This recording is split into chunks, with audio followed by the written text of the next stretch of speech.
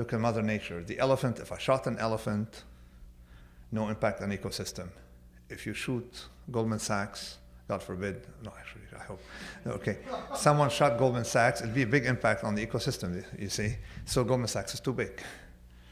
Hedge funds are okay, because if you shot a hedge fund, no impact on the ecosystem. That's sort of like parameters. In finance, it's very simple. Outside finance, I don't know, all right? I had a few speculative ideas.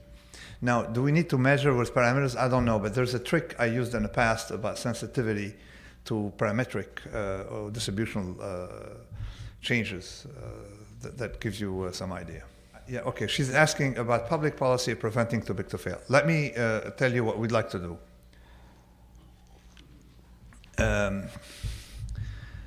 Governments are the ones who, well, government regulation is not the panacea, because regulation tends to make Goldman Sachs rich. Derivatives traders, I mean, my colleague got rich because of regulation, all right? You find some expensive lawyer and you go around it, and of course it makes lawyers rich. So but some regulation can work. I'm not against, but don't think it's a panacea. Regulation is what got us here. We had regulation, they're regulating, they say, oh, the firms have to, bank can use this model to measure tail events. That was plain bullshit. I knew that. I spent 12 years saying it was plain bullshit. And of course, they were kept using it, called value at risk. And of course, they blew up. And they still use it today, by the way. And regulations allowed people to say, oh, you can own AAA paper. So you had some trader give him garbage and find ways to call it AAA. So, okay. And here you're asking me, your question is if government can stop too big to fail. You don't have to. All you have to do is remove the advantage given to the big guy, or stop favoring the big guy. In 1982, had you let Citibank go bust, we wouldn't have Lehman Brothers today. You should let him die and go to the funeral, okay? That's the way to do it. Okay, we bailed out Detroit. I don't know if you remember Chrysler. We bailed them out. We started bailing them out, and they keep getting bigger. We've been bailing, just the idea of bailing out a company. And of course, when we bailed out in 1982, all these schmucks, guess what they said? It's so un-American. We'll never do it again. When someone say we'll never do it again, it's a confirmation, the guarantee that they will do it again, right? Like someone saying never again, in one of my aphorisms, you're guaranteed repetition, right? So, and of course, if you bail out someone, he knows it's just like a kid, you know, you let him off, then they know they can push the envelope a little more. So just not bailing out is already good enough. But let me tell you other things.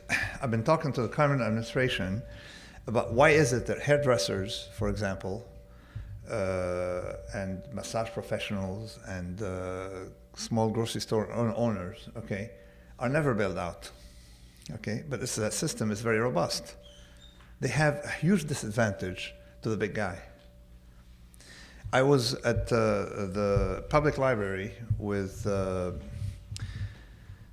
arguing with Niall Ferguson from Harvard, and there was that poor lady, the chairperson of PepsiCo, and she didn't know what she was getting into, okay, sitting between the two of us.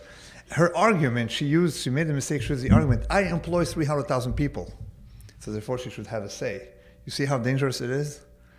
These people, and Ferguson, of course, who knows his history, immediately picked up on the fact that that was in Marx and Engels, okay? Whether you're libertarian or a communist, you know you're going to have collusion between state and large companies, and that's Europe, okay? Collusion and large companies are like just an integrant part of the state, okay? And of course the state appears to be smaller, but they have all these satellites around them, okay? So we looked at her, and then of course you realize this is a company that deserves to go bust because they're hijacking the state. I employ 300,000 people, okay? Whereas individually, grocery store owners, hairdressers, prostitutes, massage professionals, all these poor people, okay, they're not bailed out, okay? So you see the restaurant owners, okay?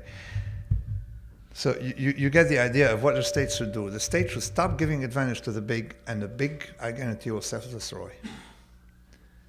Don't give someone a monopoly, but at the same time, don't bail out anyone. And look what will happen, because companies, if you look at the history of companies, they love to self-destroy themselves by getting my elephant. You just let them. The minute So that's all you have to do.